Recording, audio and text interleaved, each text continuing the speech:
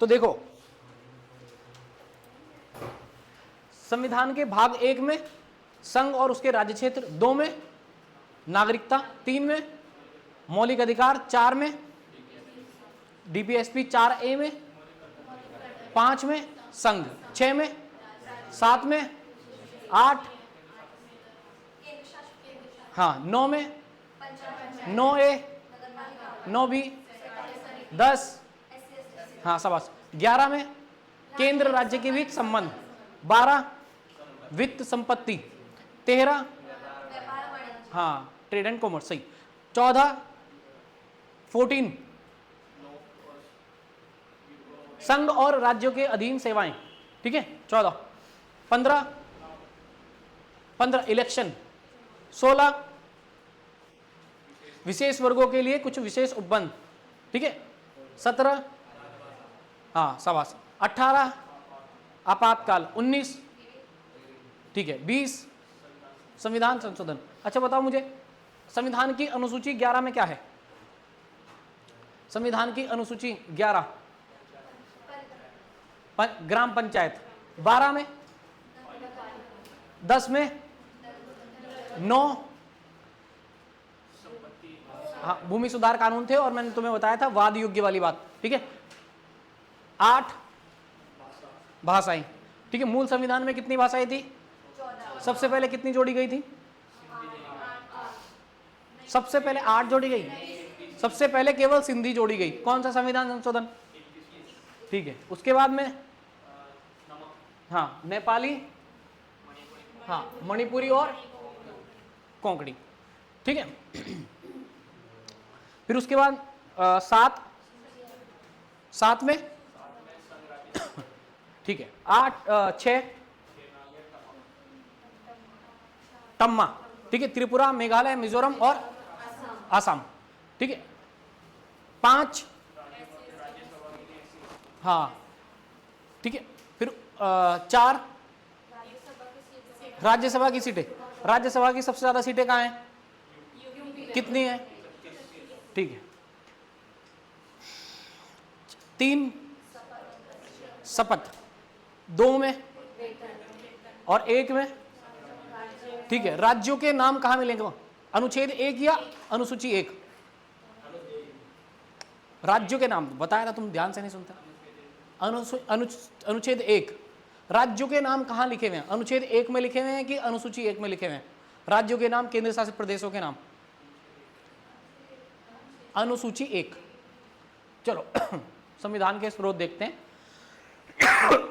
संविधान के स्रोत जो है, हमने पहली बात भारतीय संविधान के सोर्स की अगर हम बात करें तो 2 पार्ट में हम डिवाइड करते हैं। एक तो है आंतरिक स्रोत, ठीक है, जो हमने खुद से ही लिए हैं, ठीक है, खुद हम प्रयोग करते आ रहे थे, ठीक है, वो है आंतरिक स्रोत। और एक है बाह्य स्रोत।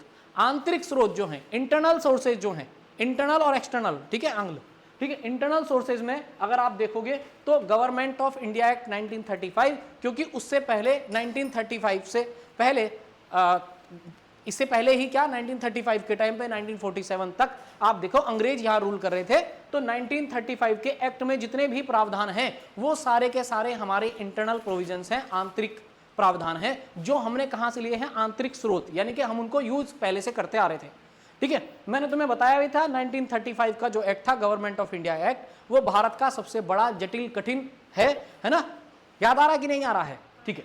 तो अब यहाँ 1935 से हमने क्या क्या लिया है? आंग्ल भाषा वाले ऊपर देखते रहो, ठीक है, और हिंदी वाले नीचे देखते रहो। बाबू फोन रख दे जा, है नहीं?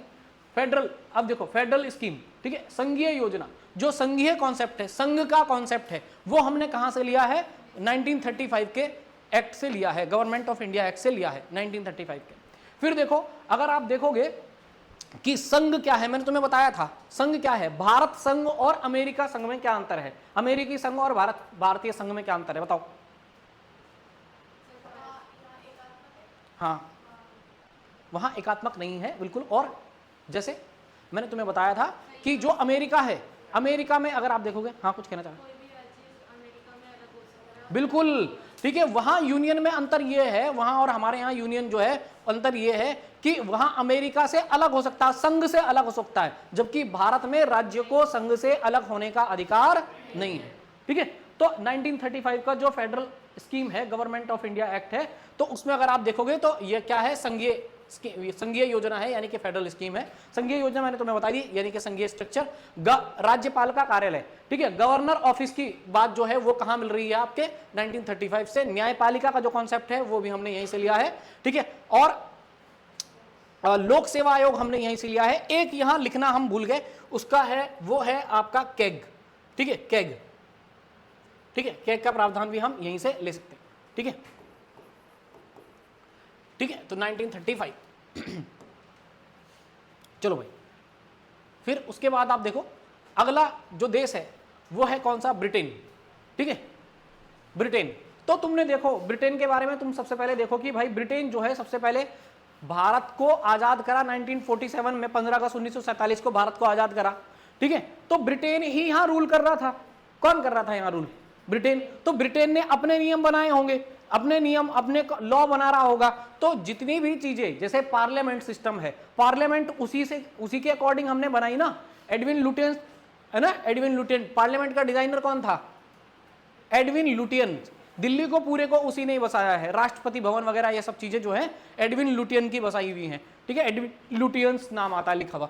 तो पार्लियामेंट्री सिस्टम से लेके जो कुछ भी पार्लियामेंट में होता है वो सब कुछ मैक्सिमम आपको कहां से देखने को मिलेगा, ब्रिटेन के संविधान से हमने अडॉप्ट किया होगा, ठीक है। तो पार्लियामेंट्री गवर्नमेंट, केंद्रीय संसदीय सरकार, रूल ऑफ लॉ, ठीक है, कानून का शासन। फिर उसके बाद में एक एकल नागरिकता। एकल नागरिकता मैं तुम्हें बता चुका हूं कि भारत में एकल नागरिकता जो है उसका कॉन्सेप्ट हम कहां से ले रहे हैं, आपके ब्रिटेन से ले रहे हैं। जैसे आप अमेरिका की बात करोगे, अगर आप अमेरिका की बात करोगे तो वहां एकल नागरिकता का प्रावधान आपको नहीं मिलेगा, वहां आपको दोहरी नागरिकता मिलेगी, ठीक है। एकल नागरिकता और दोहरी नागरिकता में अंतर क्या है भाई, तो एकल नागरिकता में अगर आप देखोगे तो उस देश की नागरिकता ले रहे हो तो फिर राज्य की नागरिकता आपको लेने की जरूरत नहीं है, ठीक है। जबकि अमेरिका जैसे देश में अगर आप देखोगे तो देश के साथ साथ उस प्रांत की नागरिकता, उस प्रोविंस की सिटीजनशिप आपको लेनी पड़ेगी। यही डिफरेंस है, single citizenship and dual citizenship. समझ में आया, ठीक है। मतलब उस स्टेट की आपको अलग से सिटीजनशिप नहीं लेनी है, ठीक है, उस कंट्री की ही सिटीजनशिप आपको मिलेगी, ठीक है। जबकि अमेरिका जैसे देशों में जहां दोहरी नागरिकता है, डुअल सिटीजनशिप है, वहां आपको दोनों जगह नागरिकता चाहिए। यानी कि इंडिया की अलग चाहिए होती, फिर उत्तराखंड की अलग चाहिए होती, अगर हम दोहरी नागरिकता का प्रावधान करते, ठीक है। समझ में आ गई। हमारे यहां कैसी नागरिकता है, एकल नागरिकता है। नागरिकता हमारे यहां संविधान के भाग 2 में है, अनुच्छेद 5 से लेकर 11 तक है, और कॉन्सेप्ट हमने कहां से लिया है, ब्रिटेन से। यही बात हम देख रहे हैं, ठीक है। फिर कह रहे हैं कैबिनेट प्रणाली, कैबिनेट सिस्टम, ठीक है। तो अगर आप देखोगे प्रधानमंत्री की सलाह के लिए या फिर मुख्यमंत्री की सलाह के लिए क्या होता है, एक कैबिनेट सिस्टम रहता है, ठीक है, कैबिनेट रहता है। अब कैबिनेट, और देखो एक होता है मंत्रिमंडल, मंत्रिमंडल इसी को बोलते हैं कैबिनेट। एक होता है मंत्री परिषद, ठीक है, एक होता है मंत्रिमंडल, एक होता है मंत्री परिषद, ठीक है, इसको बोलते हैं कैबिनेट। और यह है council of minister, COM, council of ministers, ठीक है। इनमें अगर आप डिफरेंस देखोगे, अंतर देखोगे, तो मंत्रिमंडल, ये कैबिनेट जो है ये एक मंत्री परिषद का भाग है। मान लो ये क्या है, काउंसिल ऑफ मिनिस्टर्स है, मंत्री परिषद है, इसका एक छोटा सा भाग क्या कह रहा है, कैबिनेट। समझ में आ गई इतनी बात। तो क्या कैबिनेट के सभी मंत्री मंत्री परिषद के सदस्य होते हैं, बताओ ना। पूरा का पूरा बड़ा वाला जो है वो क्या है, मंत्री परिषद, काउंसिल ऑफ मिनिस्टर्स है, और उसका छोटा सा पार्ट क्या है, कैबिनेट। तो क्या कैबिनेट के सारे जो मिनिस्टर्स हैं, जो भी कैबिनेट मिनिस्टर्स हैं, वो काउंसिल ऑफ मिनिस्टर्स हैं? यस, होंगे ही होंगे ना भाई। आप देखो ना, छोटा सा पार्ट किसमें है, काउंसिल ऑफ मिनिस्टर में ही तो है। तो सभी के सभी मंत्रिमंडल के सदस्य मंत्री परिषद के सदस्य होते हैं, जबकि मंत्री परिषद के सभी सदस्य मंत्रिमंडल का भाग नहीं होते, ठीक है। आई बात समझ में, लिख लिया करो इसको, ठीक है। All cabinet ministers are also the member of council of ministers, council of ministers. ठीक है, समझ में आई कि भाई जो कैबिनेट के सदस्य हैं, सभी मंत्रिमंडल के सदस्य मंत्री परिषद के सदस्य होते हैं। सभी मंत्रिमंडल के सदस्य मंत्री परिषद के सदस्य होते हैं।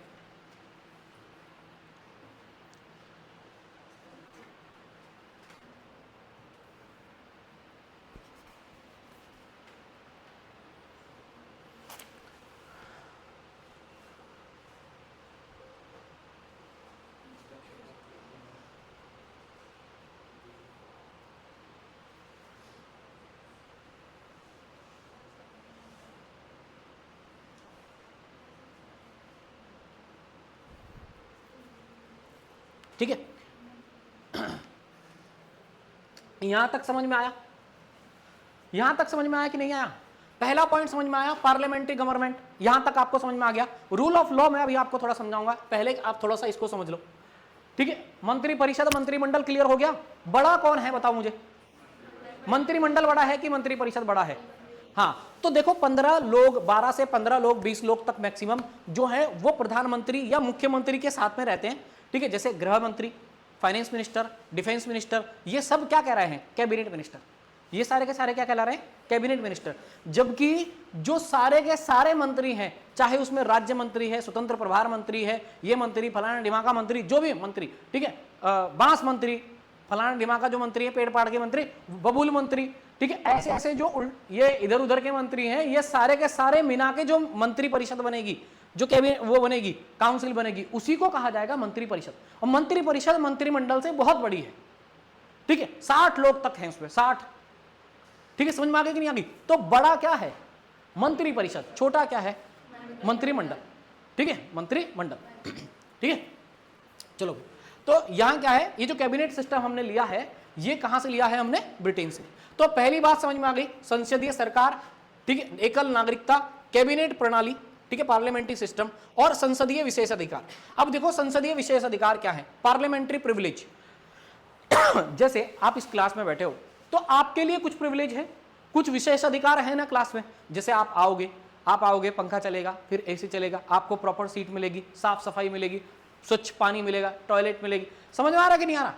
तो ये आपके कुछ स्पेशल प्रिविलेज हैं। फिर आपको जब आप आए हो उसी टाइम आपको टीचर पढ़ाएगा, क्योंकि आपका बैच का टाइमिंग है। तो ये आपके स्पेशल प्रिविलेज हैं, विशेष अधिकार हैं। इस क्लास में आपको सीट मिलेगी ही मिलेगी। तो ऐसे ही पार्लियामेंट में हर मेंबर के, पार्लियामेंट के जो मेंबर हैं, जिनको हम मेंबर ऑफ पार्लियामेंट यानी कि एमपी कहते हैं, उनके स्पेशल कुछ राइट्स हैं, जिनको प्रिविलेज यहां नाम दिया है। तो पार्लियामेंट्री प्रिविलेज यानी कि संसदीय अधिकार उनको मिलते हैं, जैसे बोलने का अधिकार, अपनी बात रखने का अधिकार। ठीक है, इस तरीके के। समझ में आया? ये धीरे धीरे जब हम पार्लियामेंट को समझेंगे तब हम देखेंगे। ठीक है, फिर उसके बाद में द्विसदनीयता यानी कि बाई कैमरलिज्म, द्विसदन। अब देखो पार्लियामेंट में क्या है? पार्लियामेंट में हमारे यहाँ एक सदन है क्या? हमारे यहाँ एक सदन है क्या? एक हाउस है क्या? ना। पार्लियामेंट मैंने आपको बताई थी, क्योंकि आप अभी विषय प्रवेश कर रहे हो, ठीक है, सब्जेक्ट शुरुआत कर रहे हो, तो मैंने आपको बताया था पार्लियामेंट किससे मिलकर बनी है? किससे मिलकर बनी है? लोकसभा, राज्यसभा और राष्ट्रपति। ठीक है, तो 2 सदन है ना यहाँ। हाउस कितने हैं? 2, लोकसभा और राज्यसभा, इन दोनों से मिलकर बनी है। तो सीधी सी बात हो गई, द्विसदनीयता का मतलब हो गया 2 सदन का कॉन्सेप्ट, लोकसभा, राज्यसभा, या अगर हम राज्य में देखेंगे विधानसभा और विधान परिषद। ये जो 2 सदन का कॉन्सेप्ट है, ये हमने कहां से लिया है? ब्रिटेन से लिया है। ठीक है, फिर उसके बाद में अधिक विशेष अधिकार रिट। ठीक है, विशेष अधिकार रिट, प्रोग्रेटिव रिट्स। ठीक है, कुछ विशेष अधिकार से संबंधित आपको जो आपको रिट दी गई है, यानी कि सिस्टम में कुछ याचिकाएं दी गई हैं, वो कहां से हमने ली हैं? वो हमने ब्रिटेन से ली है। अब एक आपको शब्द हम भूल गए थे, मतलब बताना उसको जरूरी था। वो क्या है? रूल ऑफ लॉ, यानी कि कानून का शासन।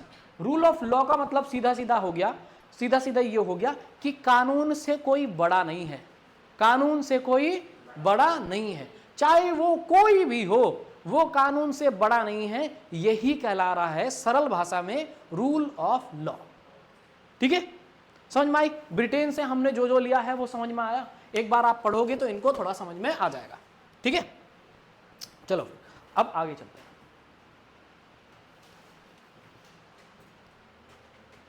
अब देखो यूएसए यानी कि अमेरिका से हमने क्या लिया है, ठीक है।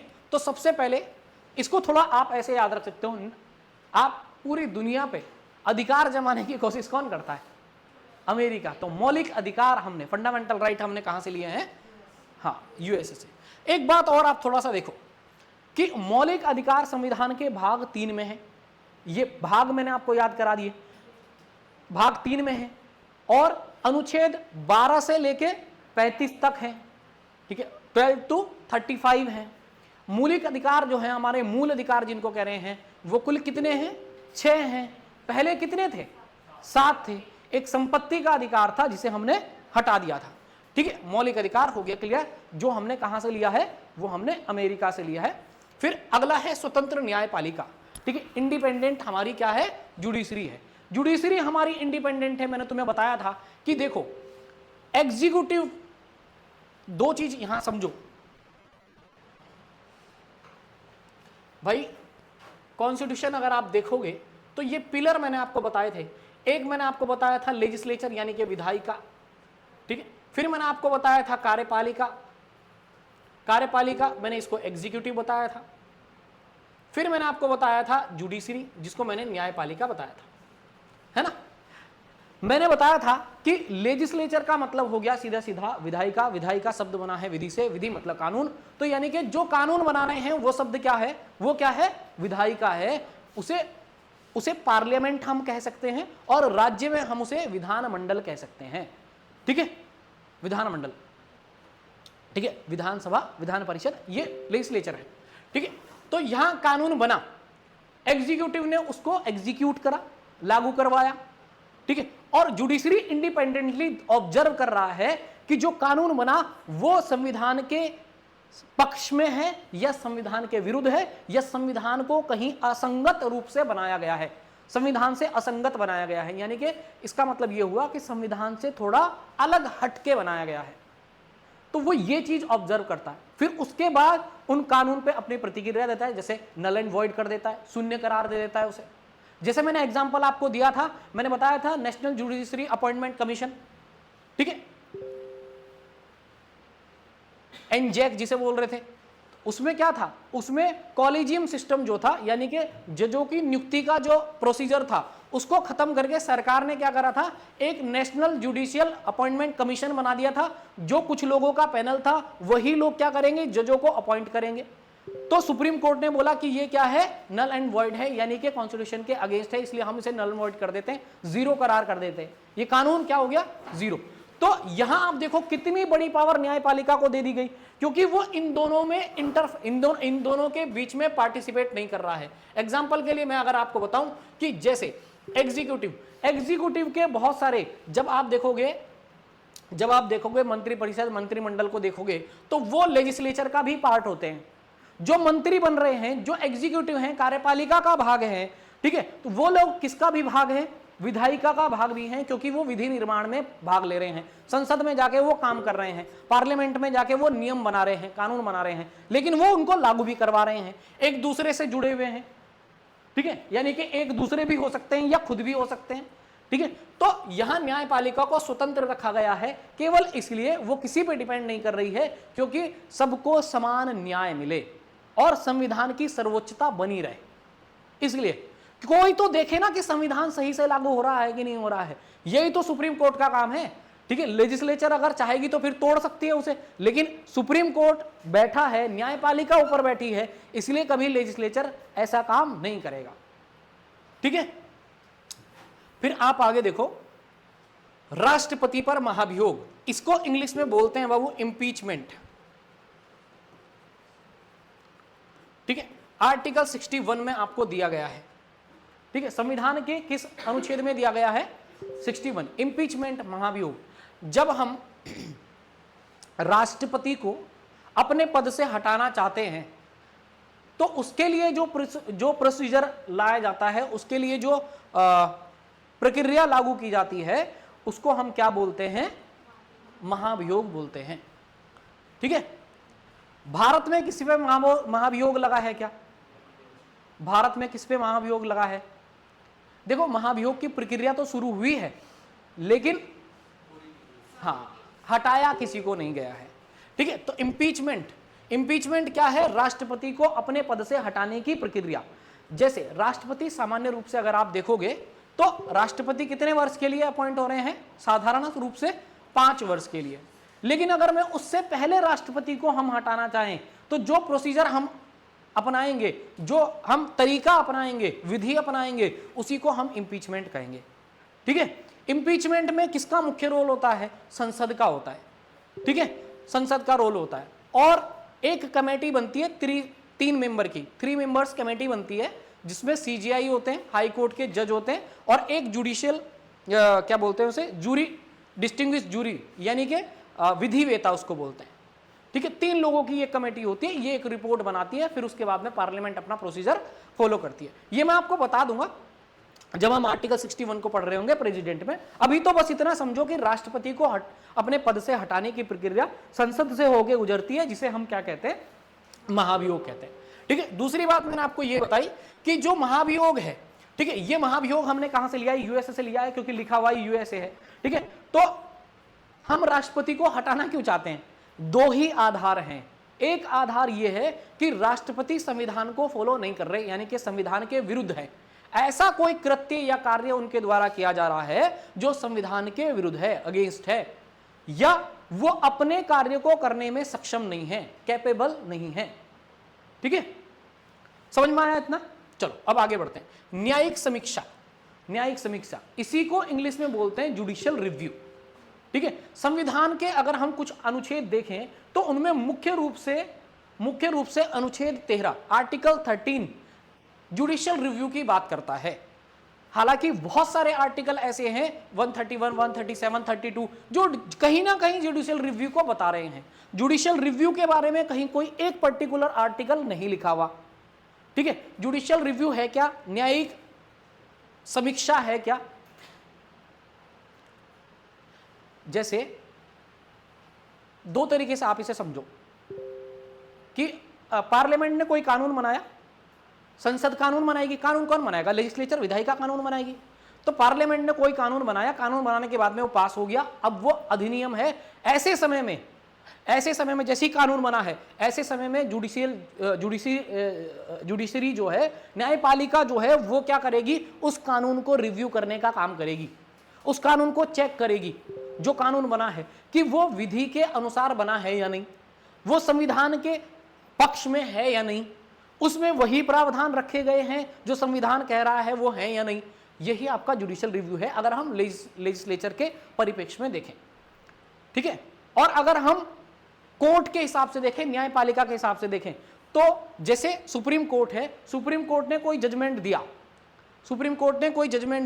उस जजमेंट के बाद सुप्रीम कोर्ट क्या करता है? अपने दिए गए जो निर्णय हैं उनको रिव्यू कर सकता है। यह भी जुडिशियल रिव्यू में आता है।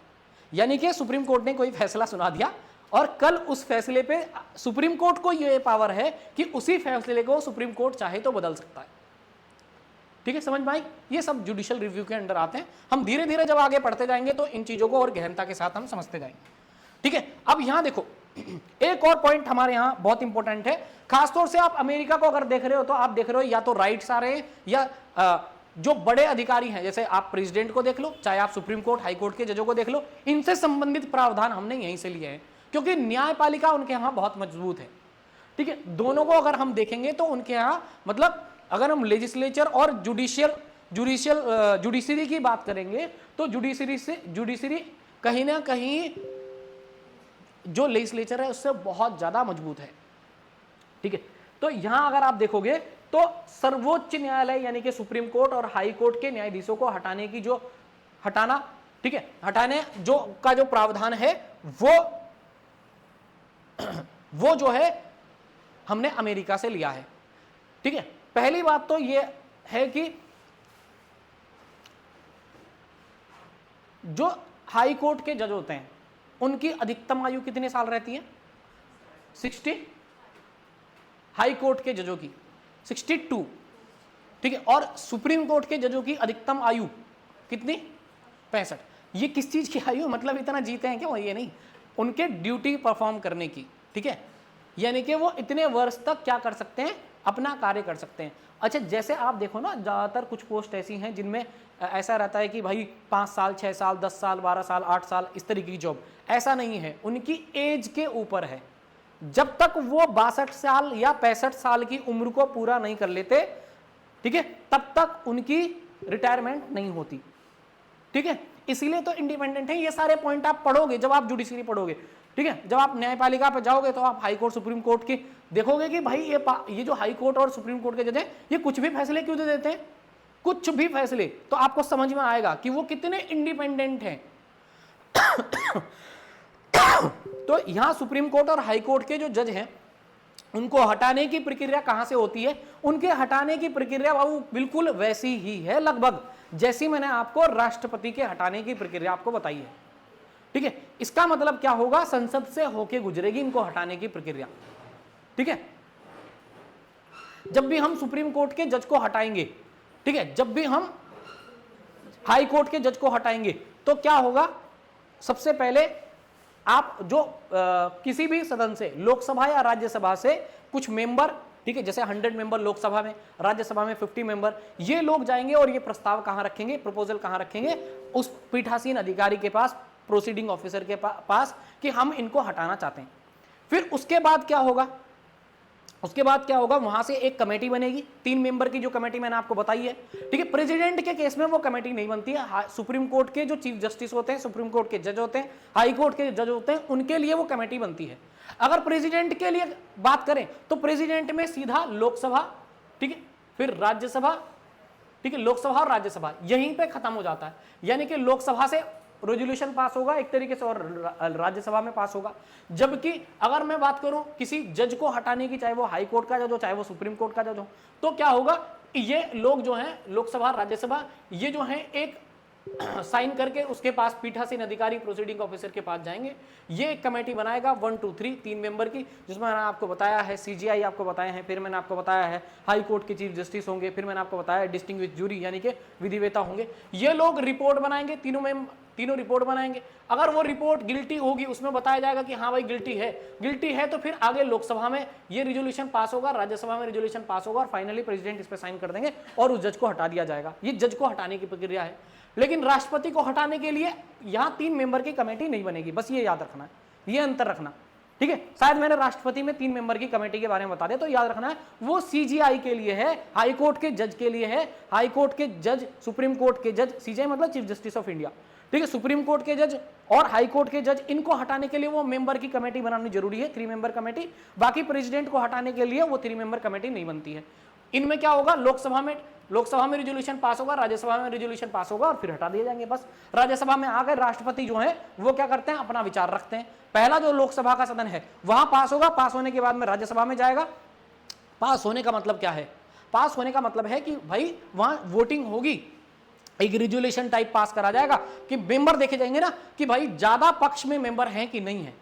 ठीक है, वो एक नंबर है, वो तब मैं आपको जब बताऊंगा, जब आपको ये रिमूविंग प्रोसीजर आपको बताऊंगा। ठीक है, तो यहां थोड़ा सा देखेंगे हाई कोर्ट और सुप्रीम कोर्ट के जजों को हटाने की प्रक्रिया मैंने आपको समझा दी कैसे होती है।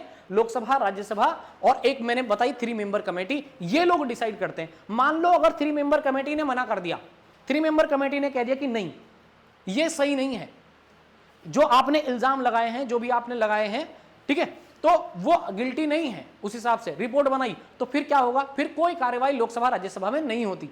ठीक है, तो जुडिशरी इसलिए बहुत मजबूत है। ठीक है, तो ये आपको समझ में आ गया होगा अमेरिका के बारे में। ठीक है, फिर हम आगे चलते हैं।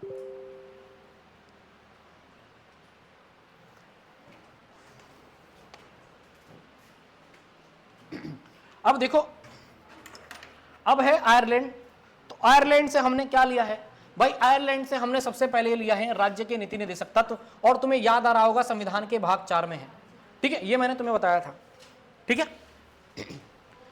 और मैंने तुम्हें बताया था राज्यसभा मतलब ये राज्य के नीति निर्देशक तत्व मैंने आपको बताया था 36 से लेके और आर्टिकल 51 तक है। ठीक है, राज्य को लोक कल्याणकारी बनाने के लिए, ठीक है, ये लिए गए हैं। इनका उद्देश्य क्या है, राज्य को लोक कल्याणकारी बनाना, टू मेक वेलफेयर स्टेट।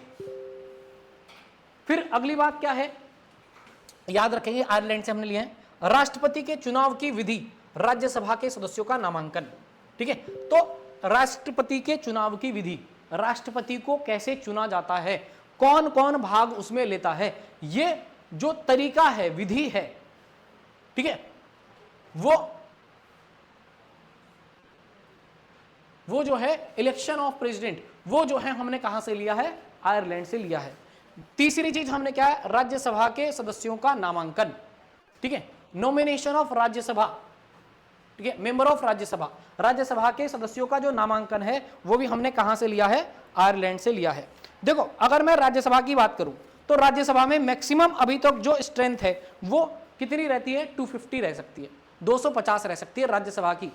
ठीक है, उसमें से अगर आप देखोगे तो 238 जो मेंबर हैं वो इलेक्टेड मेंबर होते हैं और 12 जो मेंबर होते हैं, 250 सदस्य हैं, 250 सदस्यों में से 238 मेंबर जो हैं वो इलेक्टेड हैं, यानी कि चुन के आएंगे, और 12 मेंबर जो हैं जैसे साहित्य, कला, विज्ञान, खेल, इन क्षेत्रों से चुनकर नहीं, मनोनीत करते हैं कौन, राष्ट्रपति, ये नॉमिनेट करे जाते हैं।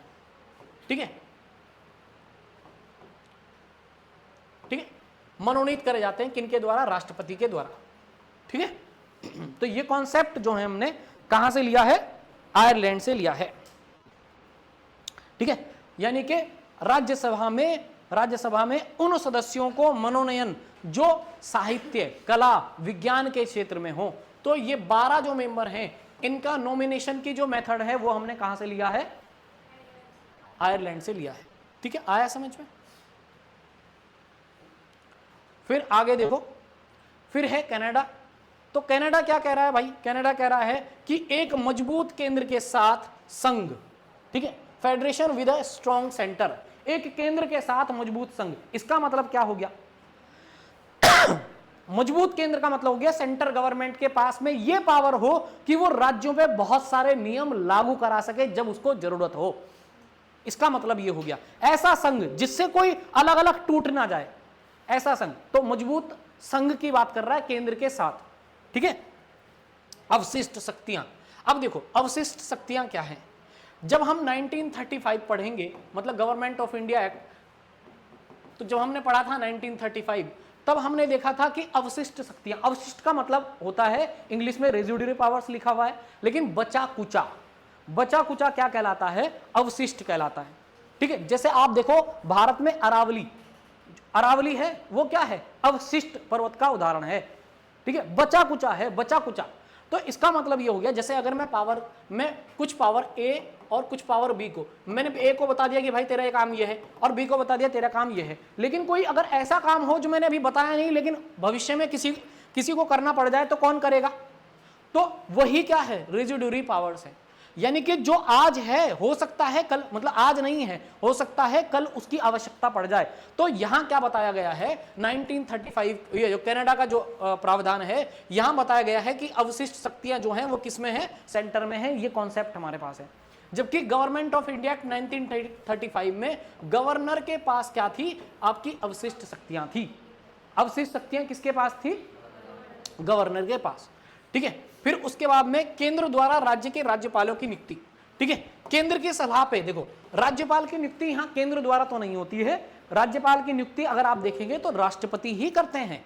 कौन करते हैं, राष्ट्रपति, लेकिन केंद्र की सलाह पर करते हैं। समझ में आ गया, राज्यपाल की नियुक्ति राष्ट्रपति द्वारा केंद्र की सलाह पर की जाती है। ठीक है, सर्वोच्च न्यायालय के सलाहकार क्षेत्राधिकार। ठीक है, jurisdiction, advisory jurisdiction of supreme court. ठीक है, advisory jurisdiction of supreme court. अगर आप देखेंगे तो आर्टिकल 143, ठीक है, 143, ठीक है, संविधान का अनुच्छेद 143 क्या बात कर रहा है, जब राष्ट्रपति को कभी ऐसा प्रतीत हो कि वो क्या करना चाह रहे हैं, सुप्रीम कोर्ट से सलाह लेना चाह रहे हैं, तो ऐसे में सुप्रीम कोर्ट उनको क्या करेगा, सलाह देगा। ठीक है, तो यही एडवाइजरी क्या है, एडवाइजरी जुरिडिक्शन है, यानी कि सलाहकारी क्षेत्राधिकार है किसका, सुप्रीम कोर्ट का। ठीक है, कहां से लिया है हमने, आयरलैंड से लिया है, सॉरी कनाडा से हमने लिया है, आयरलैंड ज्यादा घूम रहा। ठीक है, फिर उसके बाद में देखो बाबू, अब ऑस्ट्रेलिया से हमने क्या लिया है, एक तो हमने लिया है कॉन्करेंट लिस्ट, समवर्ती सूची। तुम्हें याद आ रही होगी, मैंने सातवीं अनुसूची में क्या है, संविधान की सूचियां ही हैं, ठीक है, राज्य सूची, संघ सूची, समवर्ती सूची, ठीक है, स्टेट लिस्ट, यूनियन लिस्ट और कॉन्करेंट लिस्ट, ये मैंने आपको बताया था, ठीक है। तो यहां क्या है, समवर्ती सूची, और कोमा लगाना था इसके बीच में, संसद के दोनों सदनों की संयुक्त बैठक, ठीक है, हाउस ऑफ पार्लियामेंट, ठीक है, joint sitting of the both house of parliament, ठीक है, बैठक, संयुक्त सदन की बैठक, ये संविधान के अनुच्छेद 108 में है, ठीक है, संविधान के अनुच्छेद 108 में क्या है, संयुक्त सदन की बैठक का प्रावधान है। संयुक्त सदन की बैठक क्या है, जैसे लोकसभा और राज्यसभा दोनों को मिला के एक बैठक होगी तो क्या होगी, संयुक्त सदन की बैठक। देखो संयुक्त सदन की बैठक के बारे में एक दो बात मैं आपको बता देता हूं। संविधान का अनुच्छेद 108 बता रहा है, एक बात। दूसरी बात, संयुक्त सदन की बैठक कौन बुलाएगा, राष्ट्रपति बुलाते हैं। कौन बुलाते हैं संयुक्त सदन की बैठक, राष्ट्रपति, ठीक है, दोनों सदनों से आह्वान करते हैं, ठीक है। और संयुक्त सदन की बैठक की अध्यक्षता लोकसभा स्पीकर करता है।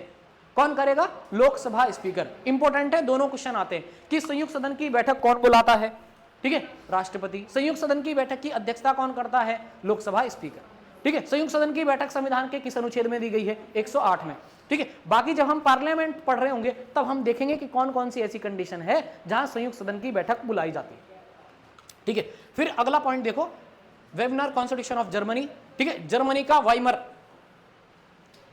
ठीक है, संविधान जो है वो आपातकाल के दौरान जो मौलिक अधिकार हैं उनके निलंबन का जो प्रावधान है, ठीक है। जब भी आपके राष्ट्रीय आपात लगेगा तो याद रखना अनुच्छेद 20 और 21, ठीक है। मौलिक अधिकार कहां से कहां तक है, पहले ये बताओ। अभी मैंने बताया भी था 12 से लेके 35 तक है, तो क्या अनुच्छेद 20-21 वहां आएगा, बीच में कहीं नहीं आएगा, आएगा ना। तो 20 और 21 क्या हो जाते हैं, 20 और 21 नहीं रहते, मतलब बचे रहते हैं, ये निलंबित नहीं होते। बाकी के सभी जो आपके मौलिक अधिकार हैं वो क्या हो जाते हैं, निलंबित हो जाते हैं, समाप्त हो जाते हैं, ठीक है। इसका मतलब ये है 12 से लेके 35 तक जितने आपके मौलिक अधिकार हैं तो वो सारे के सारे क्या हो जाएंगे, खत्म हो जाएंगे। केवल कौन से मौलिक अधिकार आपके बचे रहेंगे, 20 और 21, ठीक है, 20 और 21। लेकिन अगर मार्शल लॉ लगेगा तो फिर 21 भी नहीं रहता, ठीक है।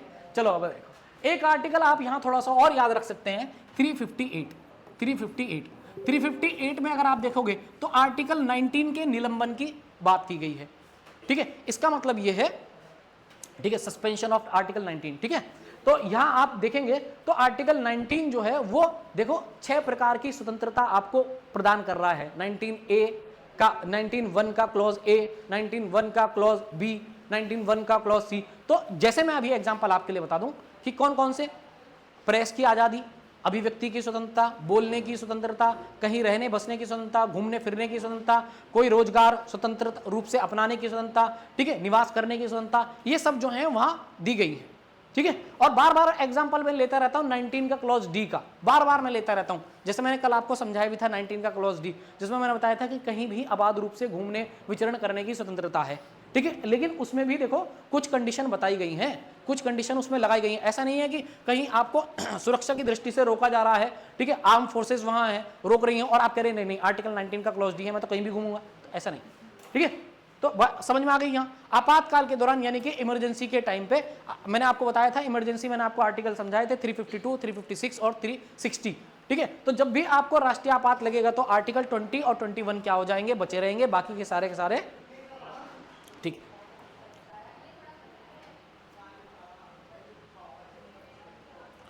फिर आते हैं यूएसएसआर।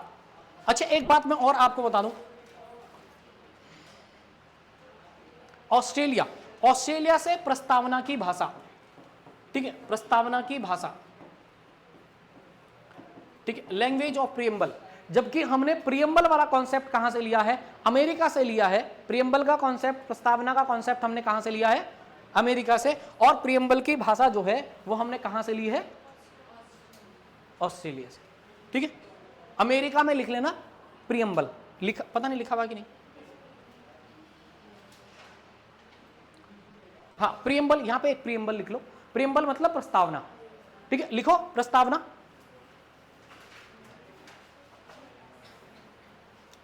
ठीक है। चलो चलो भाई यूएसएसआर, ठीक है, यहां से हमने क्या लिए हैं, मौलिक कर्तव्य। यूएसएसआर यानी कि रूस, उस समय सोवियत संघ था, ठीक है, तो मौलिक कर्तव्य फंडामेंटल ड्यूटीज, ठीक है, और प्रस्तावना में न्याय, ठीक है, मौलिक कर्तव्य फंडामेंटल ड्यूटीज और प्रस्तावना में न्याय का आदर्श, जो हमने न्याय जो है अगर आप देखोगे प्रियम्बल में जस्टिस जो है वो 3 टाइप से दिया गया है, मतलब 3 प्रकार के न्याय की व्यवस्था की गई है, ठीक है, जस्टिस यहाँ सोशल, इकोनॉमिक और पॉलिटिकल, सामाजिक, आर्थिक और राजनीतिक न्याय की व्यवस्था हमारे संविधान ने कर रखी है, कहां, प्रस्तावना में। तो ये जो कॉन्सेप्ट है ये हमने कहां से लिया है, यूएसएसआर यानी कि सोवियत संघ, रूस से, उस समय था वो संघ, ठीक है, अभी वो रूस की है।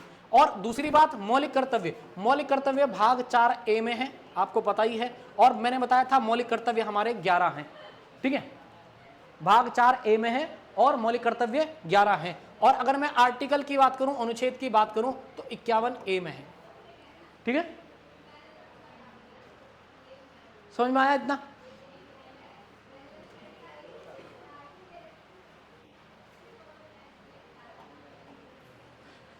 फिर अगला है साउथ अफ्रीका। साउथ अफ्रीका से देखो हमने क्या लिया है, तो साउथ अफ्रीका से हमने लिया है संविधान संशोधन की प्रक्रिया, इंपॉर्टेंट है, संविधान संशोधन की प्रक्रिया, ठीक है, राज्यसभा के सदस्यों का निर्वाचन, यहां इलेक्शन दिया गया है, ठीक है, संविधान संशोधन की प्रक्रिया आपके आर्टिकल 368 में है, कितने में है, 368।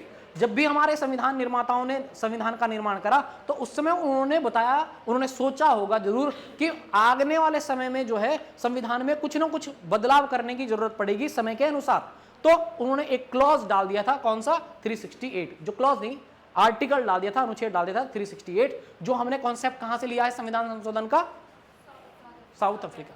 फिर राज्यसभा के सदस्यों का जो निर्वाचन है वो किस तरीके से होता है, ये तरीका कहां समझा, मतलब कहां से लिया है हमने कॉन्सेप्ट, साउथ अफ्रीका, ठीक है। फिर उसके बाद आप देखो फ्रेंच, ठीक है, फ्रांस से हमने क्या लिया है, गणतंत्र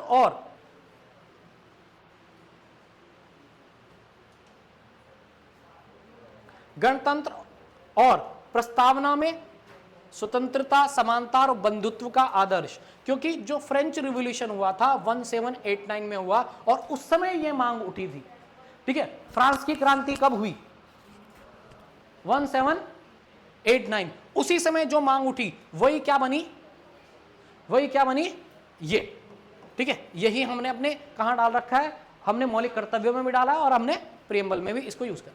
तो प्रस्तावना में स्वतंत्रता ये और गणतंत्र, ठीक है, रिपब्लिक जो है वो हमने कहां से कॉन्सेप्ट लिया है, वो फ्रांस से हमने लिया है, इंपॉर्टेंट है, याद रखेंगे ये, ठीक